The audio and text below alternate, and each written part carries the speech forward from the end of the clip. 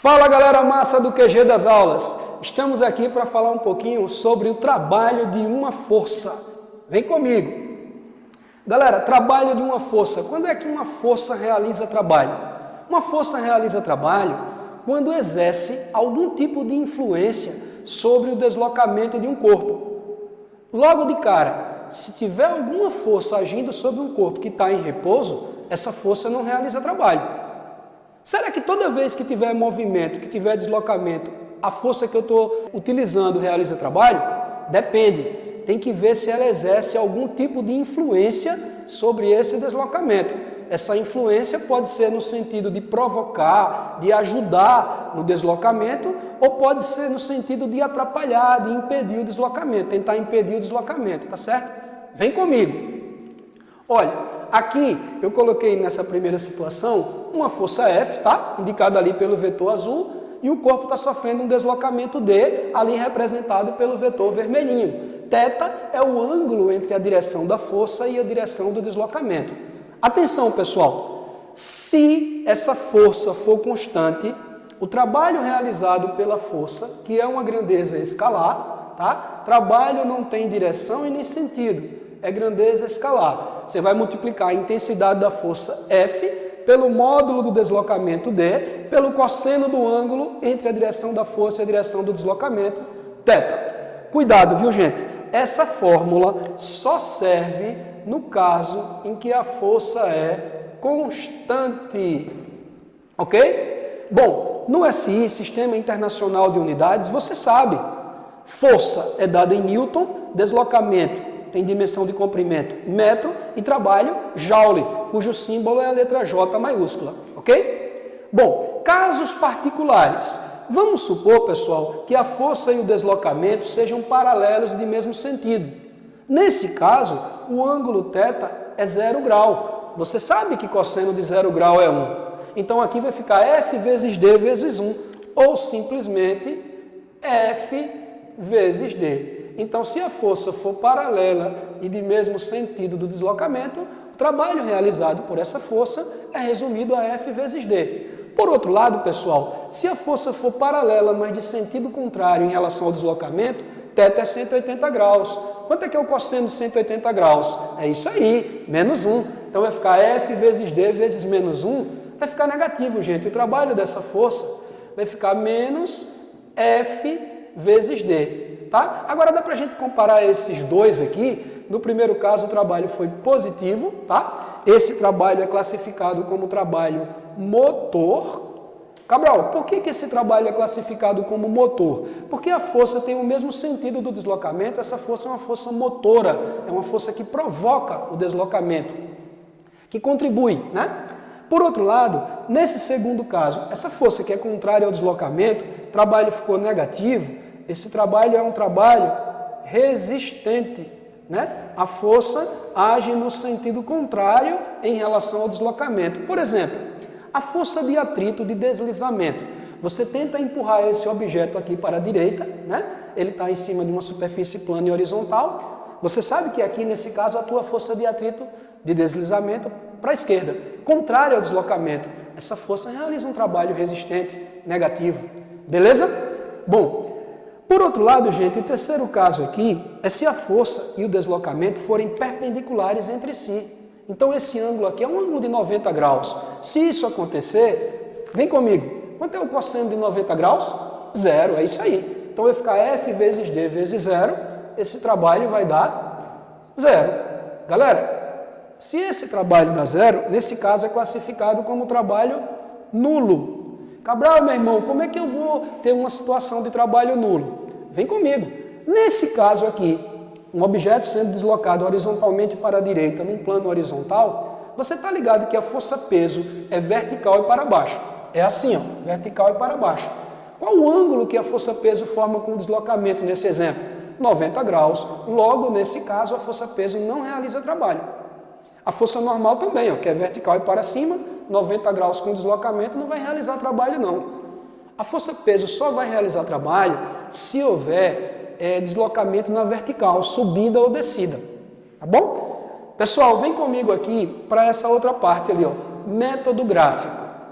Esse método gráfico serve para você calcular o trabalho se você tiver um gráfico força versus deslocamento. Pessoal, o gráfico é aquela linha vermelha que eu tracei ali. O que eu desenhei aqui com tinta preta são os eixos, né? No eixo horizontal eu tenho o deslocamento, no eixo vertical eu tenho a intensidade da força. Olha, a área delimitada pela linha vermelha, que é a linha do gráfico, e o eixo do deslocamento, essa área é numericamente igual ao trabalho realizado pela força. A área é numericamente igual ao trabalho. Cara, é lógico que num problema vai aparecer para você áreas de figuras planas que você domina o cálculo. Quadrado, retângulo, triângulo, trapézio, beleza? Uma observação importante. Esse cálculo, esse método, serve para calcular o trabalho no caso de uma força qualquer. Ou seja, podendo a força ser constante ou variável. A fórmula é só para a força constante, tá? A área é para qualquer força, constante ou variável, beleza? Agora vamos lá, vamos supor que tenha subida ou descida. Como é que se calcula o trabalho da força-peso? Trabalho da força-peso é mais ou menos mgh. Esse m é a massa do objeto. O g é a aceleração da gravidade local e o h é o desnível. Cuidado, é a altura medida verticalmente. Esse trabalho ele é motor positivo se o objeto estiver descendo e é resistente, negativo se o objeto estiver subindo, beleza? Então, positivo na descida, negativo na subida. Pô, Cabral, por que ele é positivo na descida? Porque, velho, se o objeto estiver descendo, o deslocamento aponta para baixo, como a força-peso também aponta para baixo, a força-peso age no sentido de provocar o deslocamento. É um trabalho positivo motor. Vamos supor que o objeto está subindo. Não é a força-peso responsável por fazê-lo subir. Não é. Essa caneta vai subir, por exemplo, se eu der um impulso nela. Para cima, assim, ó. Beleza? A força-peso, durante o momento que ela está subindo, por exemplo, em qualquer instante, a força-peso é sempre para baixo. Se o deslocamento está para cima e a força-peso é para baixo, o trabalho é resistente, é negativo na subida. Beleza? Bom, no SI, massa quilograma, gravidade metro por segundo ao quadrado, altura metro. Trabalho joule. Uma dica importante, tá? A força-peso é uma força conservativa. Isso significa que o trabalho por ela realizado não depende da trajetória. Então, por exemplo, você está no primeiro andar de um prédio, tá? Você está no primeiro andar. Aí você quer ir para o térreo, né? Você vai deslocar um objeto do primeiro andar para o térreo. E eu queria saber, nesse deslocamento, qual é o trabalho realizado pela força-peso. Gente, você pode ir usando elevador, escada, se tiver rampa, não interessa se o deslocamento efetuado for por qual caminho, por qual trajetória você utilizou. Então, o trabalho realizado pela força-peso depende do desnível. Então, se eu saio aqui do ponto A e venho para o nível do solo, por exemplo, eu posso vir pela trajetória representada pela linha vermelha, pela trajetória representada pela linha azul. Nos dois casos, você percebe que o desnível entre o ponto de partida e o ponto de chegada, o H é o mesmo? Mesmo H, mesmo objeto de massa M, mesma aceleração da gravidade. O trabalho da força-peso não depende da trajetória. Valeu, fera? Agora vamos falar um pouquinho sobre o trabalho da força elástica. A força elástica, assim como a força-peso, também é uma força conservativa. Guarde bem essa informação que eu vou dar para vocês agora. Na mecânica, a gente estudou alguns tipos de forças, tais como peso, elástica, tração, atrito, resistência do ar, uma força motora que eu aplique para deslocar o objeto. Das forças da mecânica, somente duas são conservativas, peso e elástica.